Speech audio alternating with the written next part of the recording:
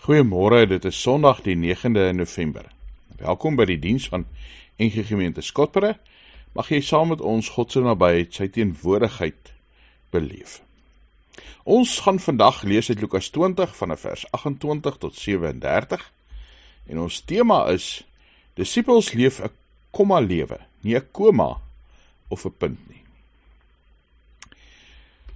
Ons begin saam met Romeine 8 vers 14, waar God sê: almal wat deur die Gees van God gelei word, hulle is kinders van God. Wat 'n voorreg om te weet dat die Here ook vir jou lief is, dat die Here ook vir jou gered het, dat die Here jou ook syne maak deur sy Gees wat in en deur jou woon.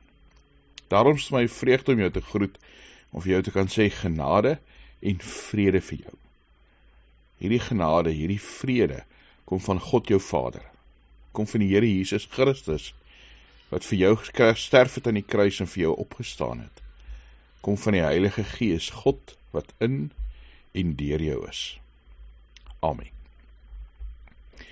Ons het vanoggend die tema: Disippels leef 'n komma lewe, nie 'n koma of 'n punt nie.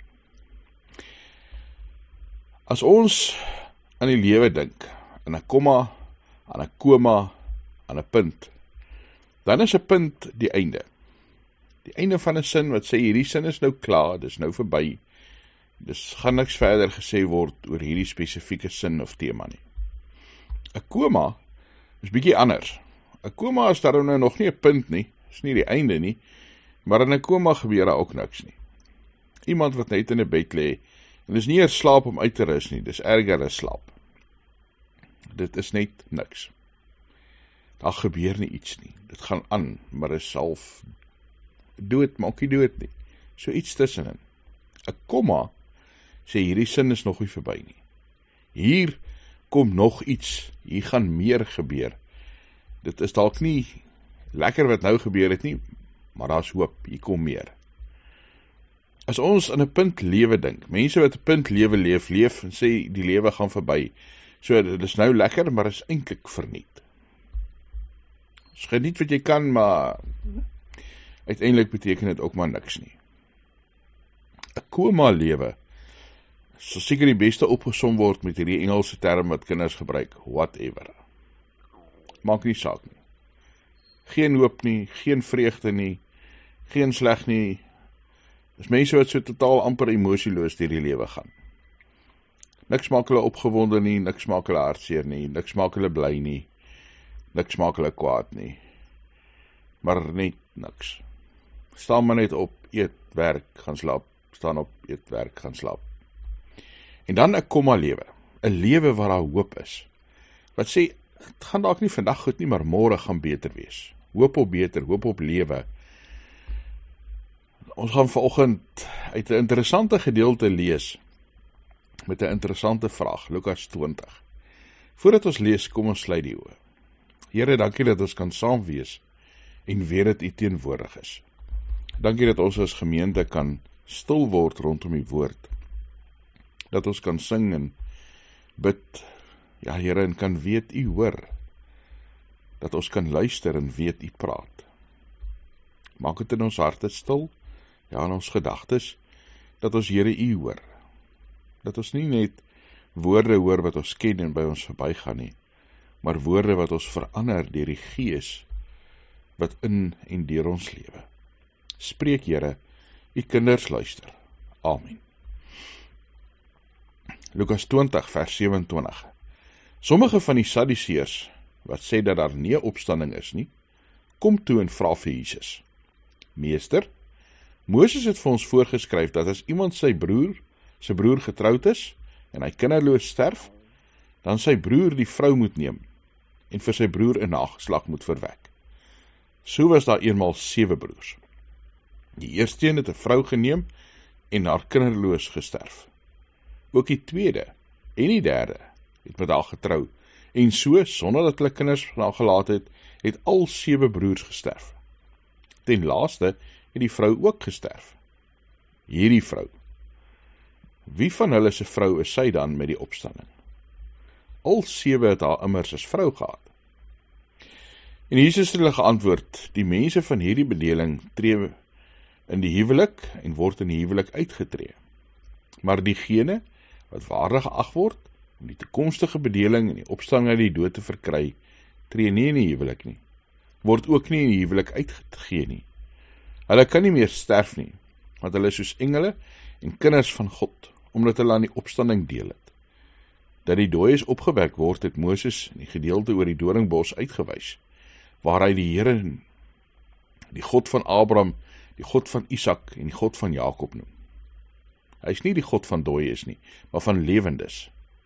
Wat hom betref, is hulle immers almal lewendes. Sommige van die skrifkleerders het hierop gereageer met die woorde, Meester, u het 'n goeie antwoord gegee. Hierna het hulle dit nie meer gewaag om iets te vra nie. Jare gelede was daar 'n musiekblyspel, Seven Brides for Seven Brothers. Het gehandel het oor 7 broers wat in die Wille Weste bly en 'n bruid soek. En daar was bruide maar 'n rariteit. En gelukkig, soos het met enige goeie musiekblyspel gaan, het elke broer sy bruid gekry. As die Sadduseërs vandag die storie moes geskryf het, het hulle dit genoem, 1 bruid vir 7 broers. Hulle het hierdie ding heeltemal op sy kop gekeer. Maar die vraag gaan nie oor huwelik nie, gaan nie oor wie se bruid en wie se man en hoe leef hulle uiteindelik saam nie. Ek dink die 7de broer sou redelik bekommerd gewees het as my oudste boetie se vrou met almal op voor my getrou het en hulle is almal dood. Dit klink na 'n gevaarlike vrou. Maar dit gaan nie oor vrouens en mans en oor wat die huwelik is nie, dit gaan eintlik oor lewe en dood. Soms so tong in die kies, kry 'n begrafnisondernemer op 'n stadium 'n briefie wat hy moet skryf op die grafsteen. Hier lê my geliefde, in die hemel dit weet ek nie, in die hel dit weet ek wel. Sonder leestekens. En nou gaan ons sien hoekom kommas baie belangrik is. Hier lê my geliefde, in die hemel dit weet ek, nie in die hel dit weet ek wel. Of staan daar, hier lê my geliefde, in die hemel dit weet ek nie, of in die hel dit weet ek wel. Ons lewe tot 'n punt. Dis wat die Sadduseërs geglo het, dat die lewe eindig by die dood. En as die dood is dit verby, dan is daar niks meer nie. En dan is daar geen hoop, geen niks. Dis net klaar. Hulle het 'n puntlewe geleef. Sê jy moet nou doen wat jy kan, geniet wat jy kan, gehoorsaam wees soos jy kan, want dit is verby, daar is niks verder nie. Hulle het nie geglo dat God mense uit die dood uit opwek nie. Dit sê Lukas ook vir ons baie duidelik, dat die Sadduseërs nie in die opstanding van die dooies geglo het nie. En Jesus wil vandag vir sulke mense sê, vir mense sê wat dink jy lewe net tot op 'n punt, God is almagtig. God is in staat tot baie meer. Die Sadduseërs wou hierdie simpel vraag rondom die huwelik gebruik om te bewys dat daar nie 'n lewe na die dood is nie. Want dit is net 'n kompleks en de mekaar en hoe sal dit dan nou werk? En dan sê Jesus vir hulle, maar julle verstaan dit totaal en al mis. Julle vra dom vrae oor die lewe hierna. Julle verstaan nie God se almag nie. Want die lewe is nie 'n ding wat ons het net tot op 'n punt nie. Dis nie iets wat eindig en dan totaal verby is nie. Daar was 'n kinderstorieboek geskryf, The Phantom Tool Booth, oor 'n klein seentjie wat verveeld is, Milo, en dan is daar 'n tolhuis wat hy persent kry en mee speel, en hy ry met sy speelgoedkar daardeur, en dan sy in 'n fantasieland, die koninkryk van wysheid. En daar's 2 metgeselle wat saam met hom op avonture gaan. Dit is prinses Rhyme en prinses Reason. Rhyme en rede. Dan op 'n stadium, dan is hulle in 'n vreemde land, en hulle gesels met 'n ding wat vol moeilikheid is, die dodecadedron. En dan sê hy vir hulle, kennis is nuttig, want jy geweet daar is 'n bewer, wat 2 voet lank is, en 'n 2 voet, met 'n 2 voet stert, en hy kan in 2 dae 'n dam bou wat 12 voet hoog is en 6 voet wyd. En dan sê hy, as jy 'n dam nodig het wat groot is, wat 68 voet lank is, 31 voet wyd is, dan het jy 'n bewer nodig, wat baie groot is. En dan sê die Die een van die mense, maar waar gaan ek so groot bewer kry? En dan antwoord hy, ek weet nie. En dan sê klein Mario, maar dis absurd. En waar kom jy antwoord, mag absurd wees, maar dis reg. En maak nie saak of die vraag verkeerd is nie, solank die antwoord reg is. As jy wil sin hê, moet jy dit self maak. Die Sadduseërs kom met 'n absurde vraag na Jesus toe. 'n Absurde raaisel oor wie se vrou dit uiteindelik gaan wees. En dan kom sê Jesus, maar dit gaan nie daaroor nie. Julle verstaan die ding uiteindelik mis. Jesus kom nie sê julle antwoord is simpel nie. Hy gee vir hulle 'n regte antwoord. Hy gee vir hulle antwoord wat hulle laat besef, maar daar's meer tot die lewe. Want Jesus kom sê, ons lewe tot by 'n komma, nie 'n punt nie. Ja, die dood is deel van ons lewe. Daaroor het Jesus en die Sadduseërs saamgestem. Maar Jesus het wel gesê, die dood het baie meer na die tyd, as wat die Sadduseërs gedink het. Sommige so tongetjies is 'n ou bejaarde dame wat haar begrafnis beplan, en dan sê sy vir die dominee, as hy veras word, wil sy hê hulle moet haar as by die mol in die dorp gaan strooi. En dan vra die dominee, nou hoekom so? Dan sê sy, nee, want op die manier kan ek verseker wees dat my kinders ten minste 2 keer 'n week my sal kom besoek. Die opstanding van die dood, die opstanding van Jesus Christus, maak dat ons lewe nie in 'n punt eindig nie, maar in 'n komma.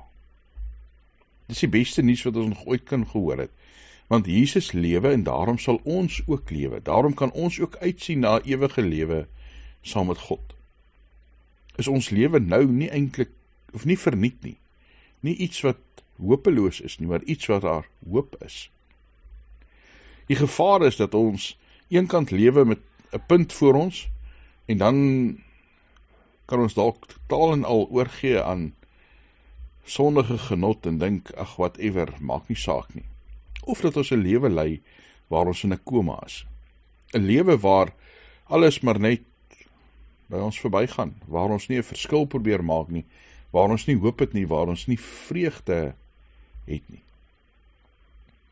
Ons leef tot 'n komma, want Jesus is lewe.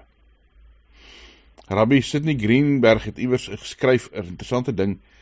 In 1911 is die Mona Lisa gesteel uit Parys, en daar was toe vir 2 jaar geen Mona Lisa nie, en die volgende 12 jaar was dit veilig gebeure. En dan sê hulle interessant, in die tyd wat die Mona Lisa nie daar was nie, en die 2 jaar wat sy gesteel was, het meer mense na haar gaan kyk as voor die tyd. Hulle het eintlik nie na haar gaan kyk nie, hulle het net gaan kyk na die leeplek waar die Mona Lisa was. Dis nou amper soos meer mense by jou begrafnis opdaag as by jou partytjie. En dan sê Greenberg 'n interessante ding. Hy sê, ons as mense is al te veel geneig om nie regtig notisie te neem van kosbare dinge terwyl ons dit het nie. Dis wanneer ons hierdie kosbare goed verloor, wat ons pynlik bewus word van 'n leë ruimte in ons lewe. Daai ontelbare seëninge wat daagliks van ons lewe is, waarvoor ons onsensitief is. Ons moet rondkyk en ons moet sien wat om ons aangaan. Partykeer aanvaar ons goed net vanselfsprekend, en dit is nie. Dis wanneer mense weg is wat ons besef wat hulle in ons lewens beteken het. As ons 'n leë stoel begin sien, as ons 'n leë telefoon begin bel, as ons begin besef dat hier mense om is vir wie ons lief is. Daarom leef ons, ja, met 'n verwagting op 'n ewige lewe, maar 'n verwagting waar ons nie nou in 'n koma leef en net blind verby alles gaan nie. Waar ons besef, maar wat se seëninge het ons? Daar is hoop, waar ons moet mekaar moeite doen, waar ons lewe met 'n hoop vir môre. Die Sadduseërs fokus hier net op die huwelik, maar dit gaan eintlik oor alle verhoudings waarin ons staan. Dat ons al moeite doen met mekaar, moeite doen in die lewe waarin ons is. Ja, ons sien uit na 'n ewige lewe, maar ons is nou reeds daarmee besig.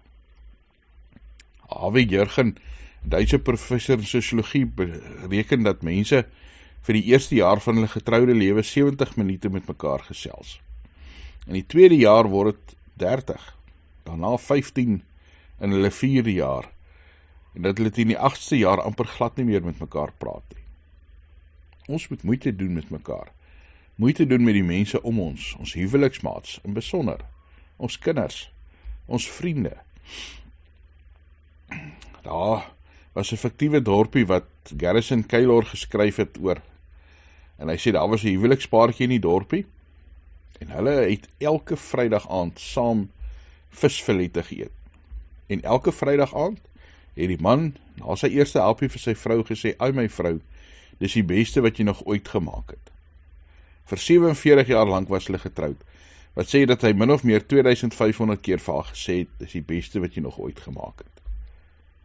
Hoeveel waardering spreek ons teenoor mekaar uit? Hoeveel is ons verhoudings vir ons kosbaar en waardeer ons mekaar en sê ons dit vir mekaar? Ons moet onthou, waar ons skat is, sal ons hart ook wees. Leef jy 'n lewe van 'n punt, wat sê, kom ons geniet dit nou en daar's niks in elk geval hierna nie?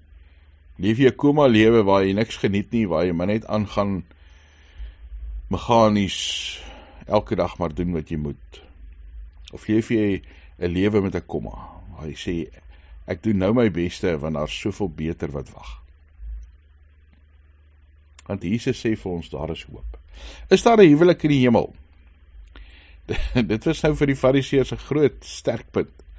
In die Message vertaling sê hulle, Jesus said, marriage is a major preoccupation here, but not in heaven. Those that are included in the resurrection of the dead will no longer be concerned with marriage, nor of course with death. They will have better things to think about, if you can believe it. All ecstasies, intimacies will be with God. Ons moet nie nou vasgevang raak in tegniese vrae oor wat kom nie. Jesus beloof vir ons dat ons 'n God se heerlikheid sal leef, wonderliker as wat ons ooit kan droom.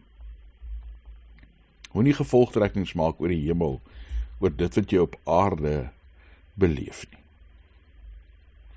Ons lewe hier is 'n wonderlike lewe wat ons voluit moet leef. Ja, ons moet nie 'n komma sit, 'n punt sit, waar God 'n komma geplaas het nie. Ons moet onthou dat daar hoop is. Dat daar 'n klomp lewe is vir ons, nou en ook vir ewig, saam met God. Hemelse Vader, dankie dat ons aan U kan behoort, dat ons U kinders is, dat ons in Christus 'n ewige lewe het. Ja, Here, dankie dat ons nou reeds kan lewe. Deur die Gees wat vir ons krag gee, wat ons lei, mag ons 'n lewe lei wat U verheerlik. Here, waar ons vreugde vind in mekaar, waar ons vreugde vind in die wêreld waar U ons geplaas het. Ons kan so maklik mekaar, dit wat ons het, dit wat ons is, dit wat ons van U ontvang as vanselfsprekend aanvaar. Here, gee vir ons 'n nuwe waardering en bewondering vir mekaar, vir U. Dat ons sal omgee en sal lief hê. Dat ons regtig 'n komma lewe sal lei. Dat ons nie in 'n koma sal wees en maar net aangaan, asemhaal en eet en werk nie. Here, maar dat ons ook nie sal leef met halfe fatalistiese, wat in elk geval kan ons verander nie. 'n punt lewe nie. Geef ons deur die Heilige Gees wysheid en krag, ja Here, opgewondenheid. Dankie dat ons vir mekaar kan bid. Vir hulle in ons gemeente wat siek is, in hospitale is, by die huis aansterk. Here, ons bid vir hulle wat hartseer is. Dankie dat ons weet dat U vir ons voorsien. Ook vir ons land, waar ons maar bekommerd is oor politiek en misdaad en 'n klomp goed wat skeefloop. Here, U is die Almagtige, bring vir ons hoop, vreugde, so ook vir 'n stikkende wêreld. Ons bid dit in Jesus Christus se naam. Amen. Mag die genade van God ons Vader, die liefde van ons Here Jesus Christus, ja die krag van die Heilige Gees by julle elkeen wees. Amen.